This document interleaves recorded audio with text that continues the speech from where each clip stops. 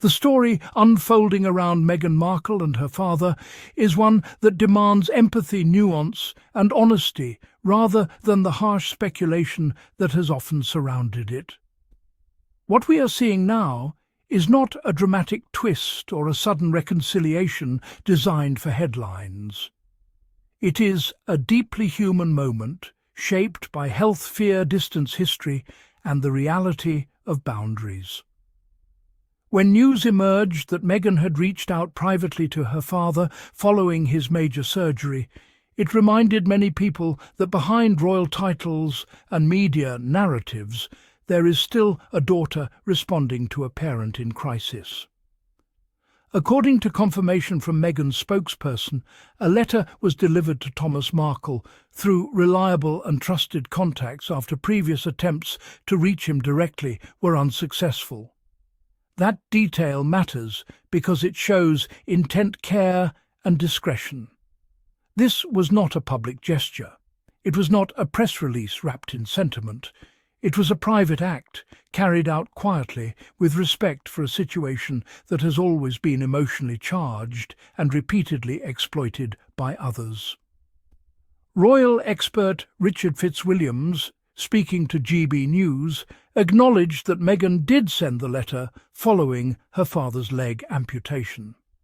He then went on to suggest that fallout has implied she does not want further contact. What is important here is what he himself admits next. He openly states that he does not know the contents of the letter. That admission should immediately temper any sweeping conclusions. Without knowing what was said, how it was said, or the boundaries expressed, no commentator can responsibly declare what Meghan does or does not want going forward. What can be said with confidence is that Meghan chose compassion over silence in a moment where she could have done nothing at all. After years of painful public commentary, interviews and leaks coming from her father's side, Meghan still chose to reach out during a medical crisis. That speaks volumes about her character. It reflects emotional maturity rather than coldness, and it challenges the long-running narrative that she is somehow cruel or dismissive of her family. Fitzwilliams also stated that family relationships can shift unexpectedly, even when a split appears entrenched. On this point, he is absolutely right. Anyone who has experienced deep family estrangement knows that relationships are rarely fixed in stone. They evolve with time, health circumstances, and emotional growth. Sometimes a single gesture can soften years of hurt. Other times, it simply acknowledges humanity without reopening wounds. Both outcomes are valid. When he says you can never be absolutely certain of human relations, he touches on the most important truth in this entire discussion. The public often demands certainty. They want clear heroes and villains reconciliations or permanent cut-offs. Real life does not work that way. Meghan's letter may not have been an invitation to rebuild a relationship. It may have been a message of care with firm boundaries. Those two things are not mutually exclusive. From Meghan's point of view, the reasoning behind the estrangement has always been clear. She has spoken openly about feeling betrayed, hurt, and exposed by repeated media engagements that shared private correspondence and intimate family details. Trust once broken is extremely difficult to rebuild, especially when the damage played out on a global stage.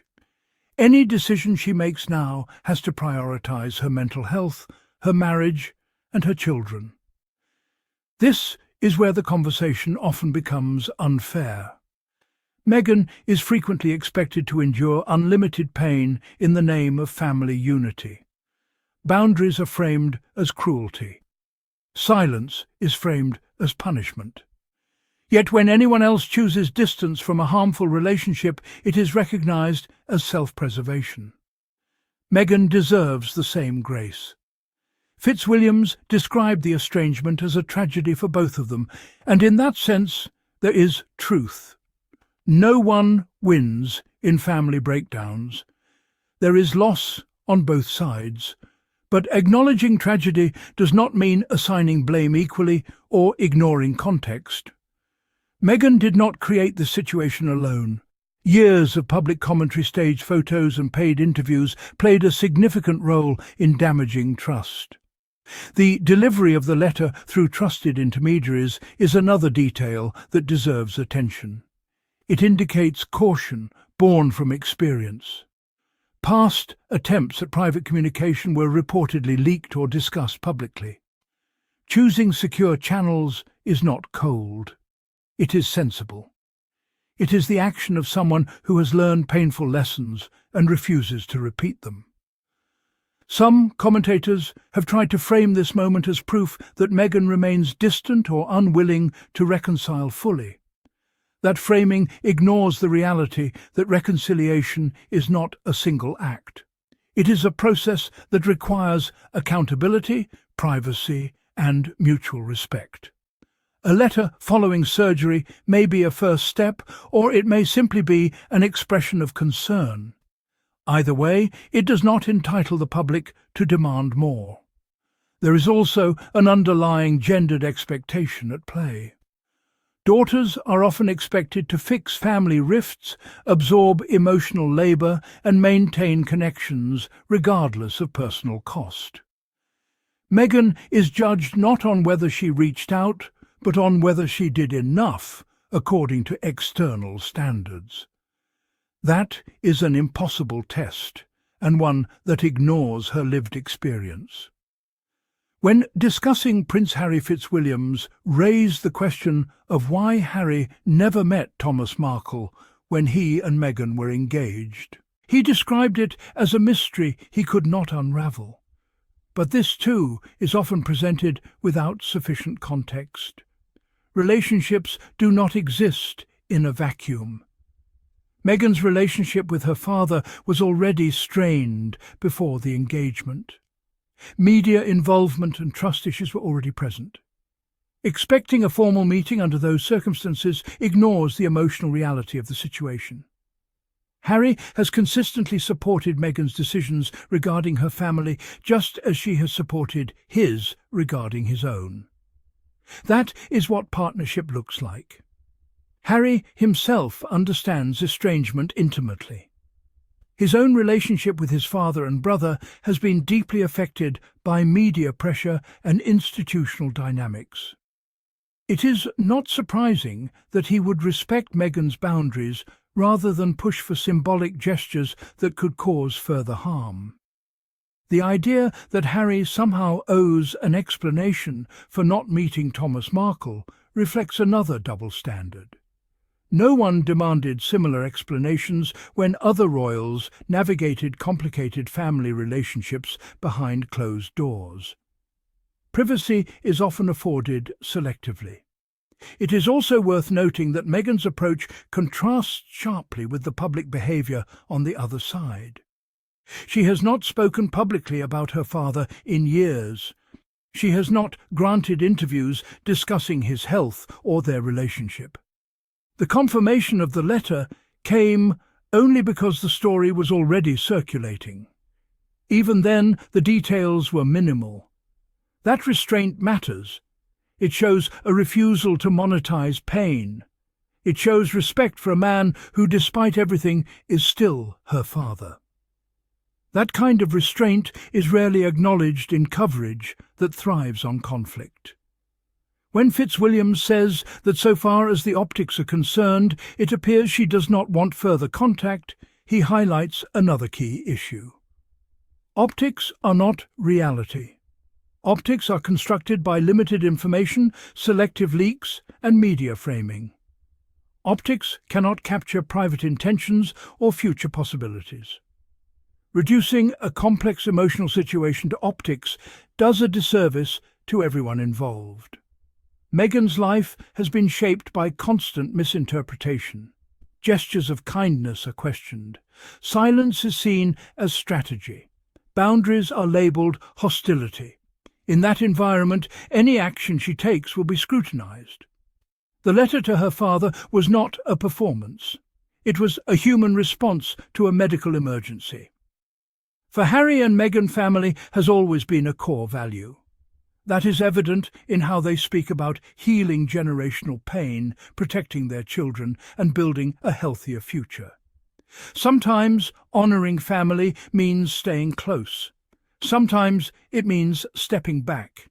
Both can be acts of love.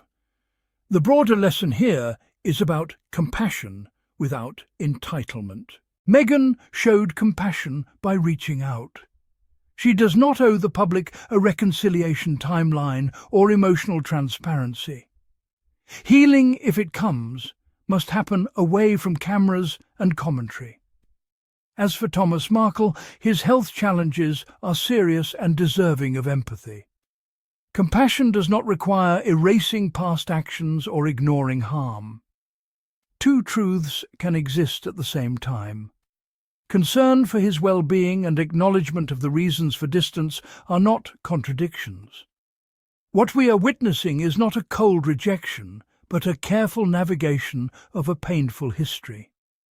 Meghan chose to acknowledge a crisis without reopening wounds that have yet to heal. That is strength, not spite. The constant framing of Meghan as the obstacle to reconciliation overlooks the power dynamics at play. She is the one whose private words were shared. She is the one who faced global scrutiny. Expecting her to take unlimited emotional risk again is unreasonable. Harry's support in this situation aligns with everything he has said about protecting his wife. He understands the cost of exposure and the importance of drawing lines. His silence on the matter is not indifference. It is respect. Ultimately, Fitzwilliams is right about one thing. Human relationships are unpredictable. They evolve. What seems final today may soften tomorrow. What matters is that any evolution happens on terms that prioritize safety, trust, and well-being. Meghan Markle's letter was a reminder that compassion does not disappear just because boundaries exist. It showed that even after years of pain, she can still act with grace. That reality deserves recognition. Rather than demanding dramatic reconciliations or assigning blame, the focus should be on acknowledging the humanity of everyone involved. Meghan is not a symbol or a storyline. She is a woman navigating a deeply personal situation under extraordinary scrutiny. If there is ever further contact, it should happen privately, without leaks, without commentary, and without pressure. And if there is not, that decision should be respected. In a media culture addicted to conflict, this moment offered a quieter truth. Kindness does not always come with reconciliation. Sometimes it simply comes with acknowledgement. Meghan chose that path, and that choice reflects resilience, empathy, and self-respect. For the Sussex squaddies, this story reinforces what many have seen all along. Meghan and Harry consistently choose integrity over performance and boundaries over chaos. They act with intention even when their actions are misread. This is not the end of a story. It is a snapshot of a complex human reality. And in that reality, Meghan Markle showed compassion on her own terms.